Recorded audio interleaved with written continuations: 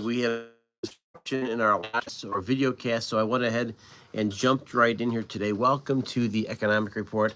It's Brian, and I'm glad to have you here.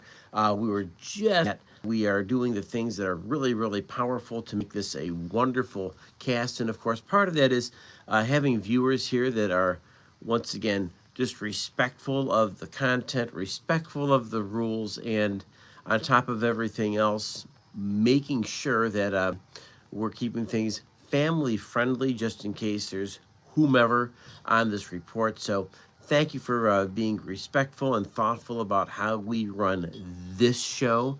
And with that, let's go ahead and roll things forward.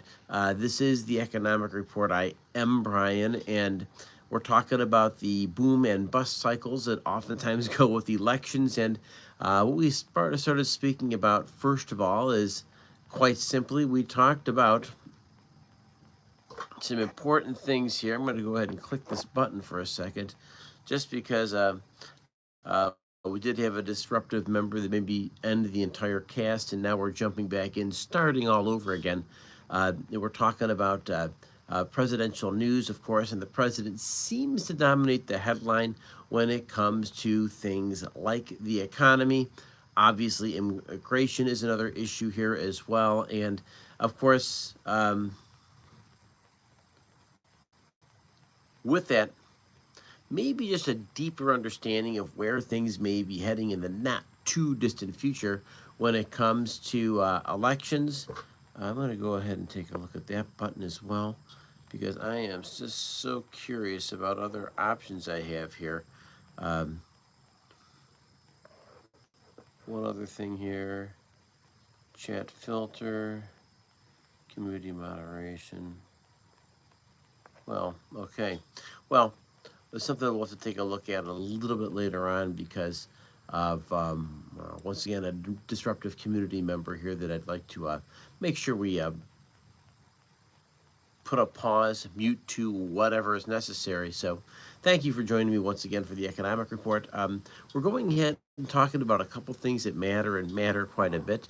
One of those things deals specifically with the upcoming the upcoming election here that really is going to have a huge say on what happens in the next term. Of course, we're talking about Election Day here in the United States will be the first Tuesday of November. With that, we can talk about some things that matter and matter quite a bit. And specifically speaking, we're talking about, hey, welcome to the Economic Report. Make sure you are liked and subscribed. Thank you very much for joining us. We're going to go ahead and get this show started. We're talking about what's going to happen here in the not too distant future. We're talking about the next 2 months here inside the United States when the next election comes up. And of course, with that, House and to an extent Senate leadership will be challenged here in this upcoming election. We're talking specifically about how many Democrats, how many Republicans are in the U.S. House of Representatives. Of course, half of the House is up for election every other year. So this is a very, very powerful thing to pay close attention to. And we know that this is a direct connection to the American people. The reason why they would do something like that deals specifically with the way the framers of the Constitution looked at the House of Representatives and said it should be very, very close to the American people, maybe a pulse of the American people. And of course, House members can be voted in, can be voted out. And with that, you get a better idea of the direction of the House of Representatives. So there is a ton of political wrangling and, of course, even some backhanded schemes going on inside of the U.S. House races. There's states like Texas, like California, for instance, that are trying to what we call gerrymander their districts just a little bit more so they can juice the results in the House or juice the results in the Senate as well. And whether you are a MAGA person like Jillian may be, or somebody who's maybe just saying, well, what the heck's going on here with the election cycle, just know that there's a huge, huge wrangling going on before the election actually takes place, and those results in that House race will have a lot to say about whether the president still has the Republican House, the Republican Senate, and of course the White House to pass through legislation. And with that, that's maybe the beauty of the democracy. It's not always pretty. It's oftentimes a messy process. But once again, I think all perspectives or many perspectives have a chance to be heard, and maybe not always the most popular perspective, but once again, Carolina, glad to have you here. Thank you for joining the Economic Report. Make sure you like and subscribe. People like you make a big difference on this channel. But we can go into a little bit of detail here and speak more about what's going on here in this cycle. And Carolina, I'm well. I hope you're well today too. Drop the state you're from. Skylar, glad to have you here. Jesus would always be welcome in a place like this, so thank you. The Spirit is always with us. How does that sound? And you are awesome, Carolina. Thank you so much for joining. And with that, we're going to go ahead and continue to talk here about this upcoming election cycle, because maybe, just maybe, we know.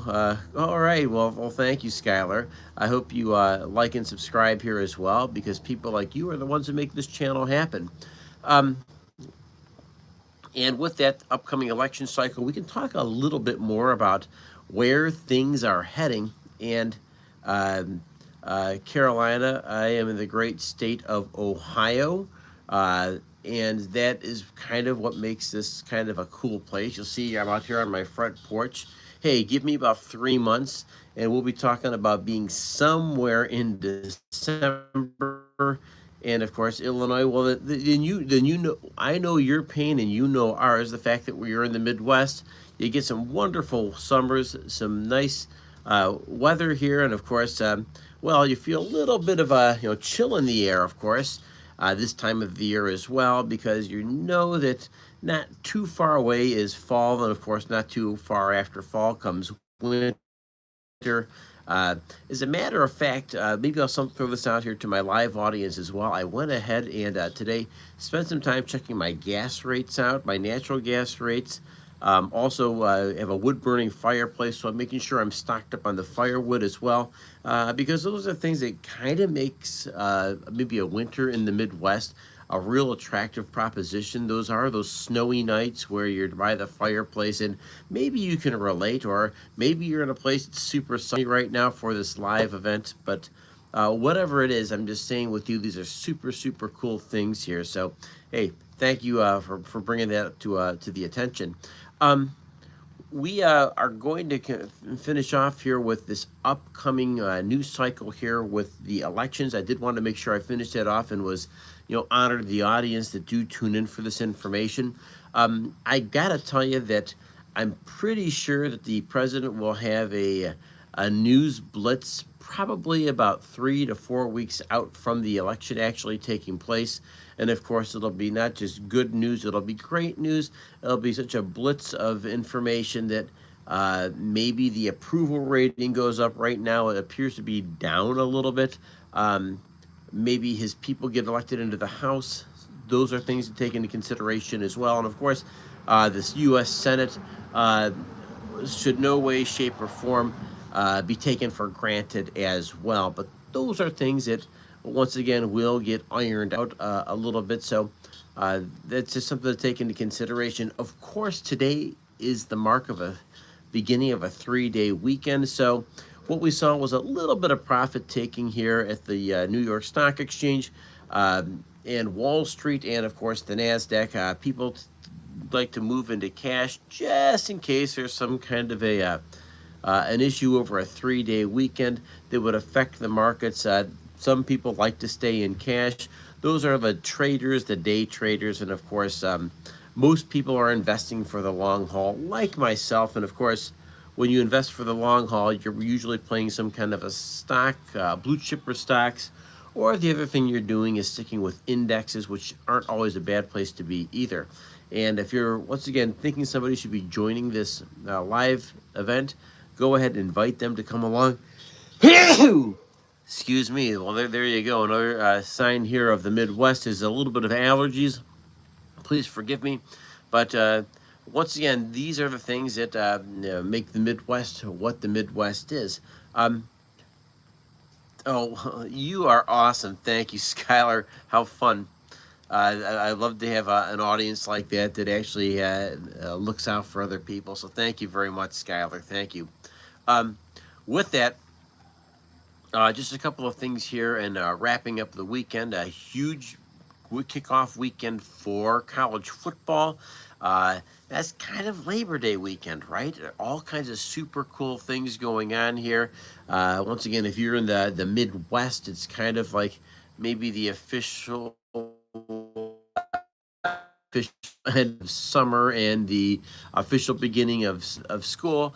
Most districts are back in session by now, and of course, maybe just enjoying the seasons of the year, and maybe to an extent the seasons of life that we experience going through the day-to-day changes. And so this has been a wonderful, wonderful episode to really meet some super cool people. And Carolina, Skylar, I really do appreciate you, and I've had about 50 other people bounce in and bounce out to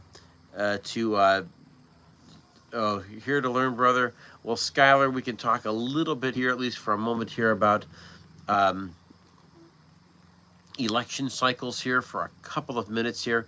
And what we said here at the very beginning of the cast here was very simply, we're 2 months out from the beginning of an election cycle. Of course, those are fall elections that are really about 2 months out. And of course, you're taking a look at some of the polling numbers coming out right now, and pollings are showing that the president right now is down or not approved of inside of the current polling, but he lives by being kind of a bombastic character, stirring things up, agitating, if you will.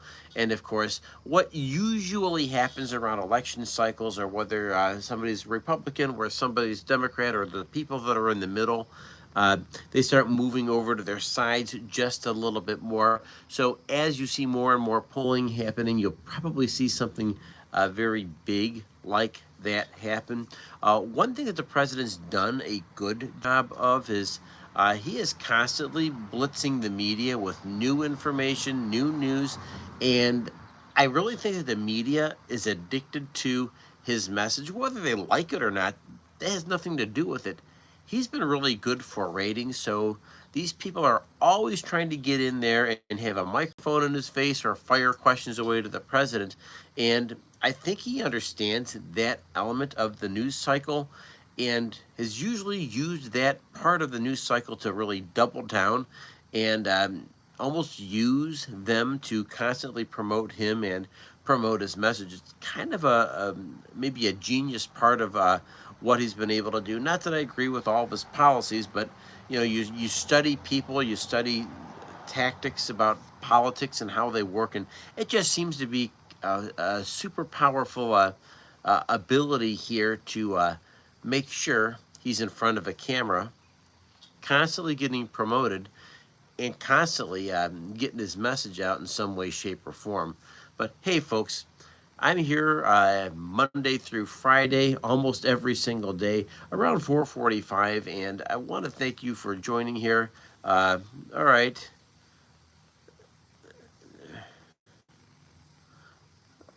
Let's take a look here. True enough. What do you think he could do better? I think that there's a brashness sometimes that the president has. I think there's an opportunity to show kindness and sincerity to people a little bit more. It's okay to show a little bit of vulnerability, and I think maybe Americans would respect that. Voters would respect it. People in the middle, in particular, might be the kind of people who would say, "Hey, here's a human side, a humble side."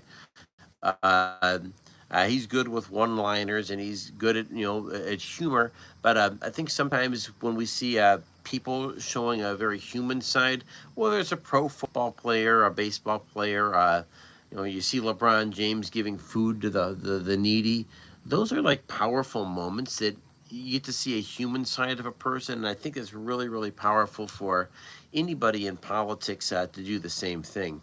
So, with that, thank you for joining me here today, and remember to invite other people. Next time I'll be here on Monday. I'll try to make it here on Labor Day, yeah, just for you. And with that, I want to make sure that you like, you subscribe. I have a wonderful long form video today on schools and tax money that's really worth following. It's something that's near and dear to my heart, of course, and maybe seeing how we educate people inside the United States and how we prepare the next generation to, as citizens,